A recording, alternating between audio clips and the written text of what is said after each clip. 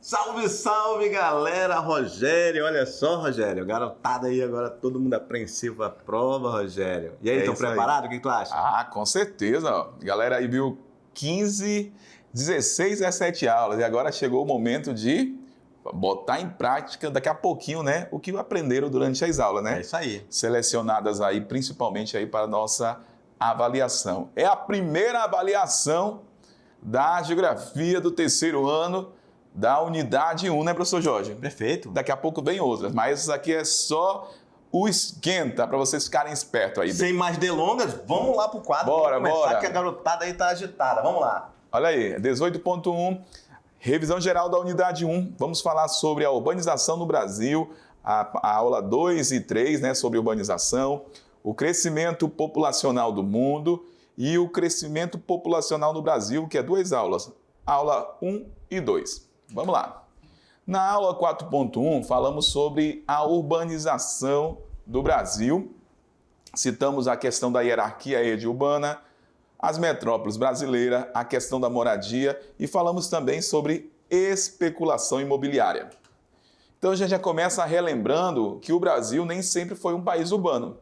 Então você tem que lembrar, querido aluno, que a urbanização do Brasil aconteceu principalmente por volta aí de 1967 para 1968, quando o Brasil passou a ser predominantemente urbano, ou seja, né, a população passou a morar maior parte nas cidades. Beleza, olha só, Rogério, você fez de uma forma bem sucinta, né? De repente o aluno nem lembrava mais que era urbanização, né? Sim. Então é esse fenômeno geográfico de as pessoas viverem mais nas cidades, com na certeza. zona rural. Muito bem. E aí nós falamos dessa relação, né, entre as cidades em uma rede urbana. E temos 2 modelos que falamos da aula, o esquema clássico e o esquema atual. A questão da hierarquia, né? Sim, cidades. da hierarquia. Aí o que o aluno tem que lembrar? Que no esquema atual a gente teve grandes mudanças, principalmente, né, professor Jorge, por conta do avanço dos meios de transportes e telecomunicações, que acabaram favorecendo a ligação de diferentes pontos da hierarquia até a metrópole nacional. Lá no esquema clássico, a cidade local era muito difícil ter um contato direto no primeiro momento com a metrópole nacional. Quando ela precisava de um serviço ou de algum atendimento, ela procurava geralmente como segue aqui na hierarquia, o centro regional. Já na hierarquia atual, que é o nosso esquema que está sendo apresentado aqui, o que acontece? A cidade local, ela tem relação com a metrópole regional, ela tem a relação com o centro regional e ela consegue ter essa ligação direta com a metrópole nacional. Muito bem, Rogério. E ainda mais, o aluno tem que relembrar que isso se deu principalmente pelo nível tecnológico, científico, informacional, que é essa nova globalização que a gente vive. Muito bem. Esse nível do atual capitalismo, né? Exatamente. Pense nisso, não perca isso de vista, porque muito bem. Essa hierarquia ela se tornou mais flexível justamente pelo nível tecnológico que a gente se encontra. Com certeza. Beleza? Beleza. Vamos lá no quadro. Vamos lá. Olha aí. Então, a hierarquia urbana do Brasil, nós temos grandes cidades. Nessas grandes cidades, nós encontramos o quê? Concentração populacional, muitas pessoas. E essas grandes cidades do Brasil são as nossas metrópoles, onde a gente vai encontrar uma vasta diversidade de serviços nessa região. Vamos lá. As cidades médias. A gente não vai encontrar todos os serviços. São alguns serviços. Atualmente, essas cidades médias no Brasil estão em processo de avanço, de crescimento, e esse crescimento se deu principalmente aí por conta da expansão da indústria. Falamos sobre cidades pequenas dentro da hierarquia, que essas cidades pequenas também ofertam alguns serviços, e o poder de compra é baixo, consumo em relação à cidade de médio e grande porte. Rogério, até porque as cidades pequenas, os nossos queridos alunos, eles conhecem bem as cidades pequenas, porque geralmente eles saem do campo e vão para uma cidade pequena, antes de chegar nas cidades médias. Muito bem. Inclusive, uma cidade média, Só temos a Porto Velho, praticamente. Exato. Não é isso? A nível do conceito de que é cidade média, a única cidade média que nós temos em Rondônia é Porto Velho. Isso mesmo. Vamos lá. Falamos, segundo a classificação do IBGE 2008, no Brasil, nós temos 12 metrópoles, e essas metrópoles estão divididas em grande metrópole nacional, que vai ser São Paulo. Temos metrópole nacional também Rio de Janeiro e Brasília. A grande metrópole do Brasil nacional é São Paulo. São Paulo, inclusive, uma cidade global. Global. E temos a metrópole, né, que são as regionais, Manaus, Belém, Fortaleza, Recife, Salvador, Belo Horizonte, Curitiba, Goiânia e Porto Alegre. Falamos nessa aula sobre a questão da organização socioeconômica e espacial do Brasil e também mundial. E a gente consegue observar aqui, como vimos há pouco, ó, metrópole global, temos aqui o Rio de Janeiro e São Paulo. Metrópole nacional, nós temos aqui Brasília, temos Porto Alegre, né? Florianópolis. Metrópole regional, temos aqui Manaus, temos Belém, na região norte, Cuiabá. Cuiabá é um centro regional, né? E aí a gente observa Rondônia também aqui como um centro regional dentro da nossa hierarquia. E acabamos de falar anteriormente, né, Rogério, que Porto Velho é a maior cidade de Rondônia e ela não é uma metrópole, ela é um centro regional. Muito bem. Vamos dar a cor, colocar mais forte na hora da seta. Isso, Rogério. Vamos lá. Bem. Então falamos também sobre especulação imobiliária. Isso, aquela questão da venda, né, da especulação de uma região em que está, por exemplo, central, e aí aquela empresa do ramo imobiliário deixa de vender por um longo período para justamente valorizar aquela área. Com certeza. E a cidade cresce para as outras regiões mais periféricas e aquela ali já se torna quase que centro. Muito e aí bem. Quando vende com um valor altíssimo. Não é isso? E geralmente a venda dela é de médio a longo prazo, Rogério. Fechou. E aqui o efeito dela, desse médio e longo prazo, é isso que eu acabei de falar, o aumento do preço do terreno. Muito bem. Aí temos aí a especulação, né, a valorização de áreas a partir desse tempo médio e longo prazo. Vamos lá. Na aula 5.1, professor Jorge. Aí nós falamos sobre a questão dos transportes, a questão do meio ambiente, saneamento básico, escassez da água, poluição do ar, destinação do lixo e a questão da violência urbana. A questão do transporte. Diferentes medidas vêm sendo adotadas para solucionar o problema de trânsito. A gente tem problema de trânsito nas grandes cidades, mas a gente já vê isso nas pequenas cidades, Rogério. Isso nas mesmo. Cidades médias. Aqui em Porto Velho, por exemplo, tem momentos que é um caos. A hora do rush, chamado rush, que é o início do dia, todo mundo indo para o trabalho, e o final do dia, todo mundo voltando para suas casas e indo para a faculdade. Então se torna assim muito corrido. Caótico, meu amigo. Exatamente. Caótico. Congestionamento na seta. Isso. Né? Agora imagina num grande centro urbano como São Paulo, Rio de Janeiro. Aí eu vou falar igual meu primo, aí é BO. Então, aí a gente tem, né, as ideias que se fala a nível, não só a nível nacional, mas a nível mundial, que são formas de amenizar essas situações, que é o rodízio de veículos. Muito bem. Por exemplo, placas de número par, dias pares e ímpares nos dias ímpares. Isso mesmo. Para reduzir o número de carros, para amenizar essa situação. E, obviamente, investir mais em ônibus coletivo, transporte coletivo. Se tiver ônibus de uma forma a contento, até eu andaria de ônibus. Eu também, certamente.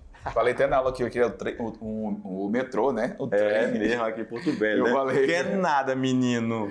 Bora. Falamos também sobre a questão do meio ambiente, nesse processo da urbanização, onde as cidades enfrentam um problema aí com a questão do saneamento básico, a questão da escassez de água, poluição do ar por conta das indústrias, por conta dos veículos e também a destinação adequada do lixo, problema de saneamento no Brasil, a questão também nesse processo da urbanização da violência urbana que foi desencadeada a partir da formação dessa urbanização tão veloz no Brasil. A água e esgoto no Brasil, falamos da aula que a média de atendimento da água no Brasil é de 83,6%. E, resumidamente, onde que tem mais atendimento de água no Brasil? Nas regiões mais desenvolvidas, que é Sudeste e Sul. onde que a gente vai encontrar menor atendimento de água na Amazônia, com 57,1%. Que acaba sendo um paradoxo. Exatamente. É contraditório. Com certeza. Como que nós temos a maior bacia hidrográfica do planeta Terra e nós não temos a população atendida com água potável, Rogério? É problema na certa. Então o aluno põe um asterisco nisso aí, que isso é interessante. Exato. Beleza? Falamos aí sobre a questão do esgoto no Brasil, e aí a gente consegue verificar a média do Brasil é triste, só 53,2% do Brasil tem atendimento de esgoto. A região norte, meu Deus. Também, né? Novamente, estamos aí como sendo menos atendidos. Calamidade pública, praticamente, Rogério. Só 10%. Exato, com base em 2018. E a região de maior atendimento, a região mais desenvolvida do Brasil, que é a Sudeste.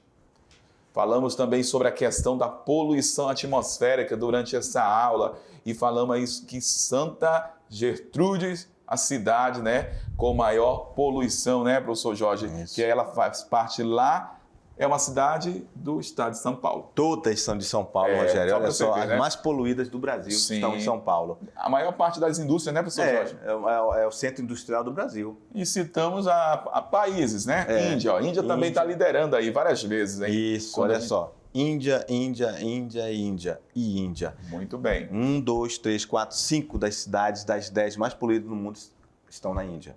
Pronto. E aí, para fechar essa aula, a gente fez um resumão, né, sobre os problemas ambientais e sociais lá no final dessa aula, que falamos que a urbanização, né, os problemas dentro da urbanização é a poluição da água, é a questão do lixo, a poluição atmosfera, criminalidade, congestionamento, problema de moradia, saúde e educação, que muitas das vezes não é ofertada como deveria ser, né, professor Jorge? Aí as pessoas não têm um estudo suficiente, nenhuma qualificação adequada, vai para a economia informal. Exato, e também, às vezes, o que acontece é que a cidade não consegue ofertar a quantidade de trabalho formal. Isso. E aí a galera fica desempregada e vai trabalhar na informalidade, que não é tão interessante para o trabalhador, visto que ele não tem seus direitos garantidos aí na carteira, né? Mas é um paradoxo. Complexo e contraditório e delicado isso, porque ao mesmo tempo que não é o ideal a economia informal, é melhor isso do que a pessoa ficar parada. Exatamente. Que seria pior ainda. Não somos contra. Eu estou falando assim, a questão do direito, né? Os direitos que a pessoa teria se estivesse no trabalho formal. Exato. Se ele trabalha, fica doente. Como autônomo, ele vai perder. E não vai poder amparar lá no INSS. Exatamente. Falamos na aula 6.1 sobre o crescimento da população no mundo. Falamos termos básicos da questão da demografia, citamos o processo da Revolução Industrial e crescimento demográfico a nível mundial. Os termos básicos, principalmente, esses são importantes aí para você, galera, do terceiro ano guardar, porque lá no vestibular, lá no Enem, você será cobrado. Taxa de natalidade, taxa de nascimento, né? É o nascimento daquele determinado grupo populacional, daquele determinado país, estado, região, município, enfim. A mortalidade, óbitos. Falamos sobre a mortalidade também. O crescimento vegetativo. Esse crescimento vegetativo é muito interessante. E o aluno tem que lembrar o seguinte, professor Jorge, que no crescimento vegetativo, para mim entender qual que é o crescimento vegetativo daquele local, eu tenho que lembrar que no crescimento vegetativo a gente analisa 2 indicadores apenas, que vai ser a relação da natalidade e mortalidade. Eu quero saber o meu crescimento vegetativo de Porto Velho. Só lembrando, crescimento vegetativo também pode ser chamado de crescimento natural. Então, eu vou analisar os nascimentos daquele ano e as mortes daquele ano. Contabilizado, vou verificar o meu percentual do meu crescimento vegetativo. Dessa maneira. E ainda pode ficar negativo. Ainda pode ficar negativo. Então, quando falamos de crescimento vegetativo, só é a análise, né, essa relação de natalidade e mortalidade. Exatamente. Vamos lá no quadro. E falamos sobre a taxa de fecundidade, que é a média de filhos, né, por mulheres. Falei na aula que varia de 15 a 49 anos. Hoje a gente sabe que tem gravidez, né, mas a média analisada é essa de 15 a 49 anos. Falamos da mortalidade infantil, que é a morte de crianças. E falamos também sobre população absoluta e relativa. Só lembrando na taxa de mortalidade infantil, que os natimortos não são contabilizados aí na mortalidade, na taxa de natalidade, né? Quando eles morrem lá, eles não contabilizam, né? Dentro da taxa de natalidade. Só essa observação, que são os natimortos que acabam morrendo dentro antes de nascer, né, professor Jorge? Isso. A população absoluta, falamos na aula também, que é a população total daquele determinado país. Já a população relativa é o total de habitantes por quilômetro quadrado, que pode ser chamada também aí de densidade demográfica. Perfeito. Por exemplo, aqui a Amazônia, a densidade demográfica ou população relativa é bem menor do que, por exemplo, São Paulo. Muito vai bem. Ter uma densidade demográfica muito maior, né? Concentração de pessoas por quilômetro quadrado. Fechou. Aí, ó. A gente observa nesse mapa as cores mais claras, né, professor Jorge? As áreas de menor densidade demográfica na legenda. Isso. E as áreas mais escuras? As que têm maior densidade demográfica. Olha aqui o vazio demográfico aqui, a Amazônia. Tá vendo? Muito Tem bem. um vermelhinho ali no meio. É a região de Manaus. Isso mesmo. Vamos lá. Falamos sobre o crescimento da população mundial durante essa aula. Falamos que o crescimento da população até o século XVIII era lento pra caramba, por conta das guerras, por conta das epidemias, doenças. Mas a partir do século XIX, com a Revolução Industrial, houve o aumento do crescimento populacional. Falamos que é o continente asiático que é o mais populoso e a Oceania o menos populoso. É isso aí. O crescimento da população mundial. Falamos da primeira fase, que foi aquele crescimento lento até o século XVIII. Nós tínhamos elevadas taxas de natalidade e mortalidade, por isso que o crescimento era lento. Nascia muita gente, mas morria muita gente. Então, a população mundial não dava conta de crescer. Já na segunda fase, a partir do século XVIII até o século XIX, esse crescimento aí sim foi veloz, galera. Nós temos aí elevadas taxas de mortalidade e redução das taxas de mortalidade. Aqui que a população mundial cresceu, a chamada explosão demográfica, principalmente nos países desenvolvidos durante esse período. Terceira fase, final do século XIX até a metade de 1950, o crescimento já foi moderado nos países desenvolvidos. No subdesenvolvido ele estava crescendo ainda, mas nos desenvolvidos já era moderado. Taxa de natalidade alta, porém decrescendo essa taxa de natalidade e a taxa de mortalidade baixa nos países desenvolvidos. Quarta fase, metade de 1950 até os dias atuais, onde temos aqui estagnação, envelhecimento populacional, taxa de natalidade e mortalidade baixa, típico dos países desenvolvidos lá do continente europeu. Na aula 8.1 falamos sobre o crescimento da população, tratamos sobre as teorias demográficas, a composição etária e os impactos sociais. Apresentamos aí a transição demográfica em gráfico, ó, fase 1, 2 e 3 e 4, e a gente observa que na fase 1 foi aquilo que eu expliquei anteriormente, ó, baixo crescimento vegetativo, porque taxa de natalidade até alta, porém a mortalidade também era alta e a população não dava conta de crescer. Analisando a fase 4, a gente observa o quê? Um baixo crescimento vegetativo, mas uma queda na taxa de natalidade e também de mortalidade, bem característico dos países desenvolvidos. Falamos sobre a questão da distribuição da população por faixa etária no Brasil, segundo o IBGE. De 0 a 14 anos, jovens, adulto de 15 a 65 e acima de 65, os idosos. E aí, a gente percebe que a evolução da população residente no país, né, em milhões de pessoas aqui no Brasil, no caso, né, IBGE 2010. Foi crescendo, né? Nós somos mais de 200 milhões, que tem o novo. Exatamente. Já temos o novo censo. 203 milhões. 203 milhões, mas a gente pode perceber que a população brasileira, ao longo do tempo, só foi crescendo, né, Muito Rogério? bem. E aí a gente tem esse dado aqui, era de 2021, mas com o novo censo agora, que foi liberado em 2023, a gente tem a população do Brasil 203 milhões aproximadamente. Isso, e foi inclusive impactado pela pandemia. Pela pandemia. Impactando essa projeção aí de 212 milhões. Muito bem. Na aula 9.1 falamos sobre crescimento da população, falamos de pirâmide etária e envelhecimento da população. Aí nós explicamos para você o que é o histograma, que uma parte é relacionada ao sexo masculino, outra ao feminino, a parte do meio é a idade, ok? E nesse caso aqui, a base são as porcentagens de cada uma. Muito bem.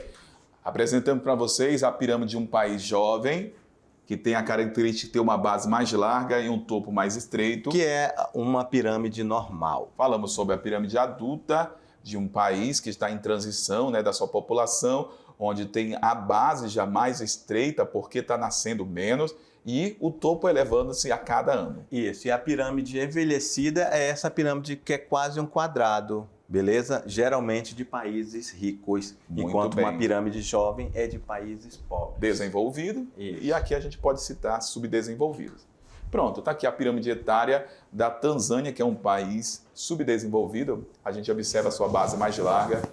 Falamos da pirâmide de Tanzânia, as características: altas taxas de natalidade, baixa expectativa de vida e elevado crescimento vegetativo por conta dessa estrutura. Falamos aqui também sobre a do Afeganistão, que é um país subdesenvolvido que tem uma base mais larga e um topo mais estreito. Apresentamos para vocês também durante a aula a evolução do Brasil. E a gente observa que o Brasil, até mais ou menos por volta de 90, 2000, ainda era um país considerado jovem. E hoje a maior parte da população do Brasil já não é jovem, e sim a maior parte da população formada por adultos.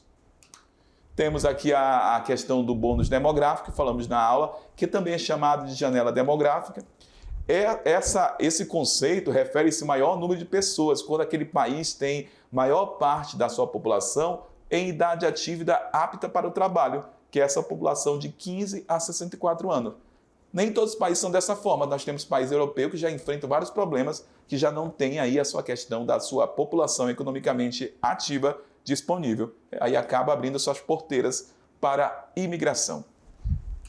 Falamos sobre o envelhecimento da população. Esse envelhecimento da população que está relacionado e impacta diretamente a previdência social, porque é preciso pagar a questão previdenciária dos aposentados, não é isso? Sim. Ou seja, diminui jovens nascendo, no entanto, está aumentando a quantidade de idosos na sociedade.